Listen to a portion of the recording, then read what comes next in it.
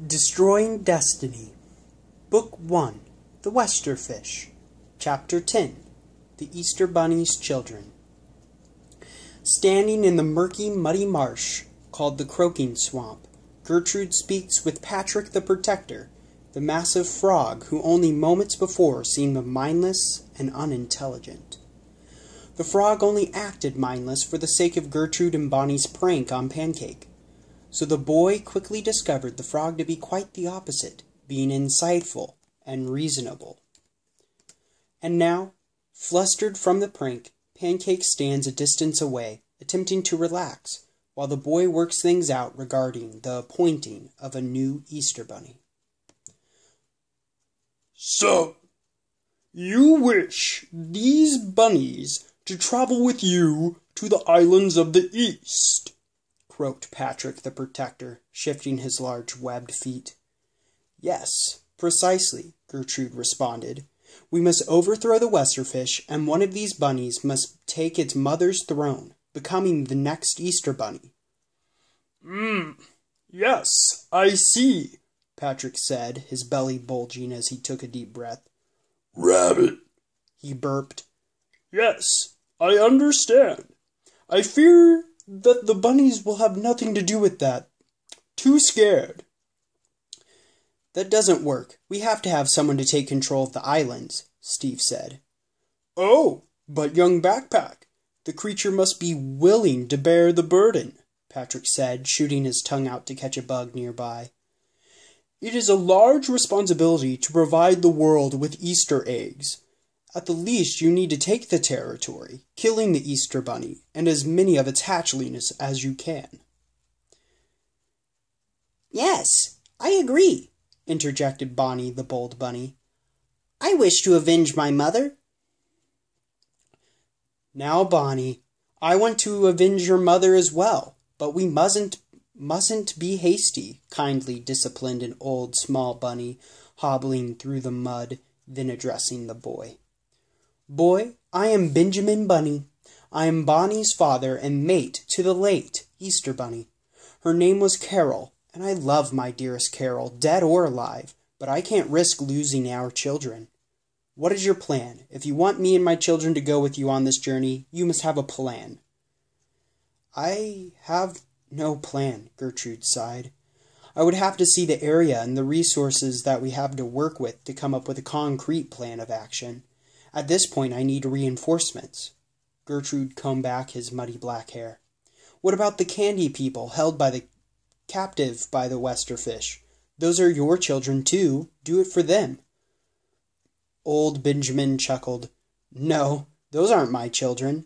These bunnies are my kids. The candy people are a result of the magic given by the Easter Bunny's throne, and I despise that throne, the old bunny said, lowering his head. Its blessing separated Carol and I, making her massive and magical. It separated my father, Peter Rabbit, and my mother as well. I was a fool to think it would be any different for me. Well, they were Carol's children. Do it for her, Gertrude said with a smooth tongue. And do it for the carrots. I have heard about the island of the East's legendary carrot farms. Yes, I do miss the carrots. These onions are potent on the stomach and mouth, making for the stinkiest of everything, said Benjamin, scratching his whiskery chin, deep in thought. And Carol did love those candy children of hers. But then again, the lives of my children are still at stake. Rabbit. Either way, your children's lives will be at stake, croaked Patrick. For I believe in this boy's cause, and will be leaving the swamp to aid in his battle against the Westerfish. What? Questioned Benjamin, flicking his ears frustratedly. You heard me, old bunny.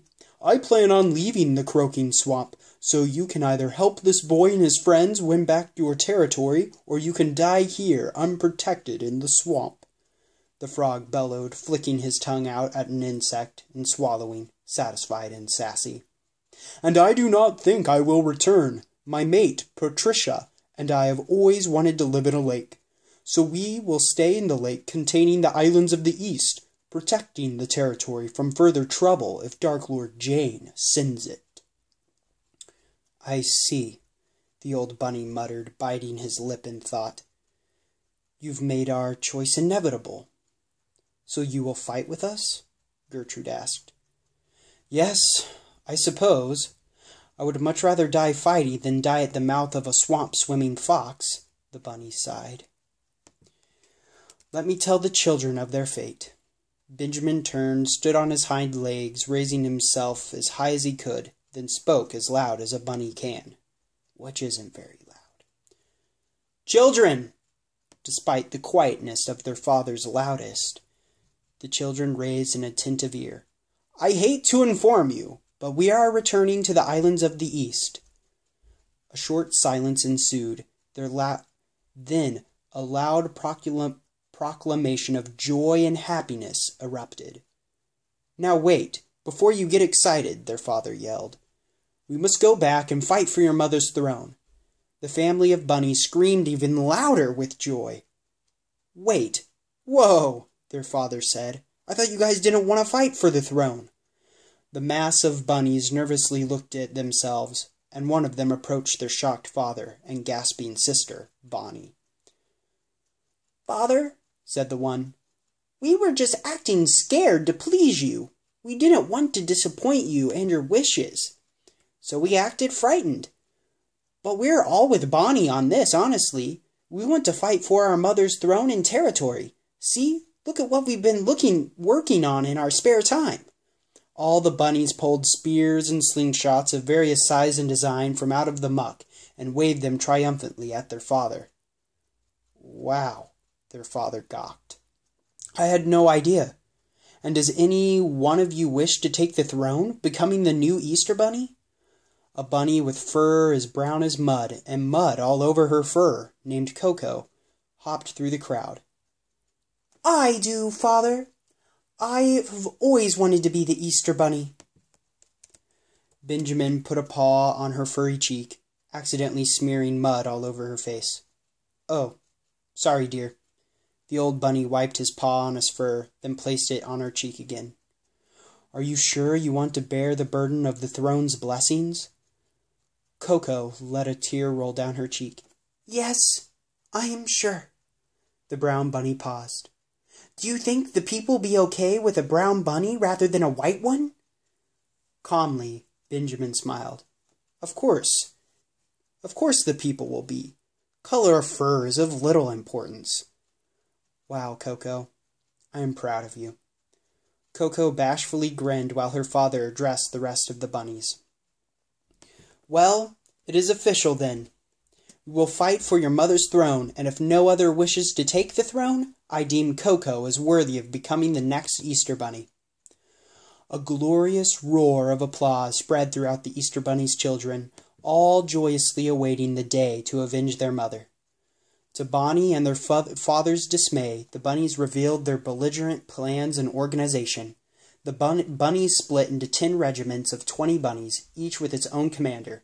The regiments consisted of 10 spearmen, 5 slingshot, and 5 archers. One of the commanding bunnies approached Bonny and their father, saluting, saying,